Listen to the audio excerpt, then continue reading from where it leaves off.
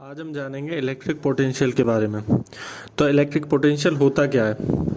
Work done to bring any charge from infinity to any point in electric field. कोई charge हमारा है, उसे हम इन्फिनिटी से किसी इलेक्ट्रिक फील्ड के पॉइंट में जब ला रहे हैं, उसमें जितना वर्क हो रहा है हमारा, वो होता है इलेक्ट्रिक पोटेंशियल। ये एक स्केलर क्वांटिटी होती है, ठीक है। V equals to W upon Q. W यहाँ पर वर्क डन है और क्यू चार्ज है। तो मान लो जब 1 कूलम चार्ज है और जो वर्क डन होगा उस केस में वो पोटेंशियल के बराबर होगा। यूनिट इसकी होती है जूल पर कूलम, क्योंकि वर्क डन की होती है जूल यूनिट और चार्ज की होती है कूलम। इस हिसाब से इसकी डायमेंशन हो जाएगी, ये डायमेंशन है ml²t-2 वर्क की और AT है चार्ज की। तो ये इलेक्ट्रिक पोटेंशियल की जो डायमेंशन होगी वो होगी ml²t-3 A इनवर्स, ठीक है। तो इस इलेक्ट्रिक पोटेंशियल की डेफिनेशन को समझकर हम 1 वोल्ट पोटेंशियल को डिफाइन कर सकते हैं। किसी यूनिट चार्ज को इन्फिनिटी से किसी पॉइंट पर ला रहे हैं, हम इलेक्ट्रिक फील्ड के किसी पॉइंट पर ला रहे हैं, तो उसमें अगर 1 जूल वर्क हुआ है तो वो होता है 1 वोल्ट पोटेंशियल के बराबर, ठीक है। हम जानते हैं कि किसी भी करंट को फ्लो होने के लिए चार्ज का फ्लो होना जरूरी है। जब चार्ज मूव करेगा एक जगह से दूसरी जगह तो करंट फ्लो होगा। तो उसी कॉन्सेप्ट को समझने के लिए हम समझते हैं पहले पोटेंशियल डिफरेंस को। पोटेंशियल डिफरेंस क्या है? जब कोई यूनिट चार्ज एक पॉइंट से दूसरे पॉइंट तक ले जाया जाता है इलेक्ट्रिक फील्ड में, उसमें जो वर्क डन होगा वो होता है पोटेंशियल डिफरेंस। मान लो ए पॉइंट है, इस ए पॉइंट से बी पॉइंट में हम चार्ज को ले जा रहे हैं, तो इस चार्ज को ले जाने में जो वर्क डन हो रहा है वो होता है पोटेंशियल डिफरेंस, ठीक है। और जब चार्ज एक जगह से दूसरे जगह जाएगा तो किसी डिफरेंस की वजह से ही जाएगा। तो जब डिफरेंस आएगा तो चार्ज मूव करेगा, चार्ज मूव करेगा तो करंट फ्लो करेगा।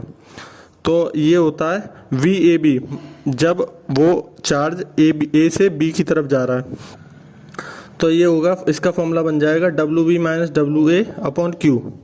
और इसे हम इस तरह से लिख सकते हैं BV माइनस BA, मतलब इस पॉइंट पे जो पोटेंशियल है वो, उसमें से हम ए पॉइंट पे जो पोटेंशियल है उसे माइनस करेंगे तो हमारा पोटेंशियल डिफरेंस आ जाएगा। अब हम जानेंगे कोई पॉइंट चार्ज है, उसे हम इन्फिनिटी से किसी इलेक्ट्रिक फील्ड के किसी पॉइंट पे जब ला रहे हैं उसमें कितना पोटेंशियल बनता है। तो charge work done in bringing the charge Q from infinity to at any point in electric field. तो ये कोई चार्ज Q है, उसे हम किसी इलेक्ट्रिक फील्ड, ये मान लो इलेक्ट्रिक फील्ड है, इस इलेक्ट्रिक फील्ड के इस पॉइंट पर हम चार्ज को लाना चाह रहे हैं, ठीक है। तो ये चार्ज इन्फिनिटी से इस इलेक्ट्रिक फील्ड में लाएंगे तो इसका जो वर्क डन होता है, वर्क डन हम जानते हैं वर्क डन क्या होता है, work done equals to force into displacement. तो उसी से हमारा जो फॉर्मूला आता है W equals to minus FDR। हम कहाँ से कहाँ तक ला रहे हैं? इन्फिनिटी से ला रहे हैं R तक। तो ये माइनस इसलिए आया क्योंकि इस चार्ज को अपोजिट लाया जा रहा है, मतलब नेगेटिव वर्क डन हो रहा है इसमें। तो W इक्वल्स टू माइनस, ये लिमिट लगी हुई है इंटीग्रेशन की, F को हम कन्वर्ट कर देंगे, F इक्वल्स टू QE होता है charge into electric field electrostatic में।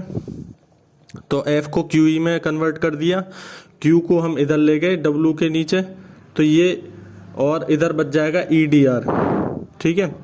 E को यहाँ पर जो Q ले गए थे हम, ये W अपॉन Q हो जाएगा वोल्टेज यानी पोटेंशियल, और ये E की जो वैल्यू होती है इलेक्ट्रिक फील्ड की होती है 1/4πε0 Q अपॉन R², ठीक है।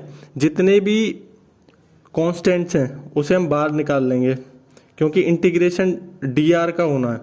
तो DR का जब इंटीग्रेशन होगा तो 1/R², तो 1/R² का इंटीग्रेशन जो होता है, R² को हम लिख सकते हैं R पावर में -2।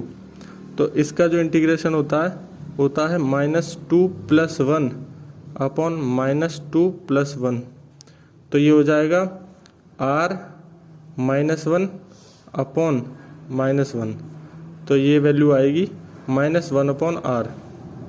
ठीक है, तो ये इसका जो इंटीग्रेशन आया इस पूरे का वो आता है -1/r और लिमिट लगी हुई है इन्फिनिटी से r तक। तो अपर लिमिट हो गई, अपर लिमिट 1 -1/r, ये अपर लिमिट -1/∞, तो 1/∞ 0 होगा, तो ये यहाँ पे जो लिमिट लगाने के बाद आएगा वो -1/r ही आएगा। ये माइनस है यहाँ पे और यहाँ भी माइनस है, तो माइनस माइनस हो जाएगा प्लस, तो हमारा जो पोटेंशियल होगा इलेक्ट्रिक पोटेंशियल वो हो जाएगा 1/4πε0 Q/r।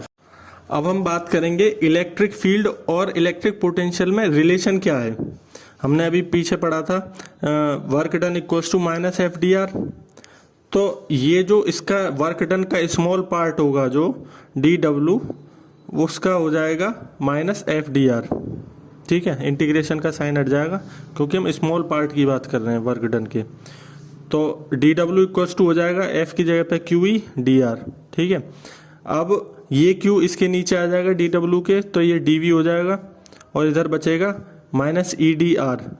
ठीक है, -EdR हो गया, E को एक तरफ रखेंगे और dV के नीचे dR आ जाएगा। ठीक है, तो ये हो जाएगा E इक्वल्स टू -dV/dR।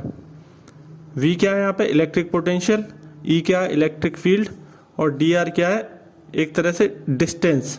ठीक है, तो हम इस फॉर्मूले से इलेक्ट्रिक फील्ड को डिफाइन कर सकते हैं इलेक्ट्रिक पोटेंशियल की टर्म्स में। तो क्या होता है, negative of potential gradient, potential gradient हो गया ये dV/dR। ठीक है, इसे बोलते हैं पोटेंशियल ग्रेडियंट। तो इसका जो नेगेटिव है उसे बोलते हैं इलेक्ट्रिक फील्ड। ऐसा यूनिट क्या होगी इसकी, इसकी हो जाएगी वोल्टेज पर मीटर।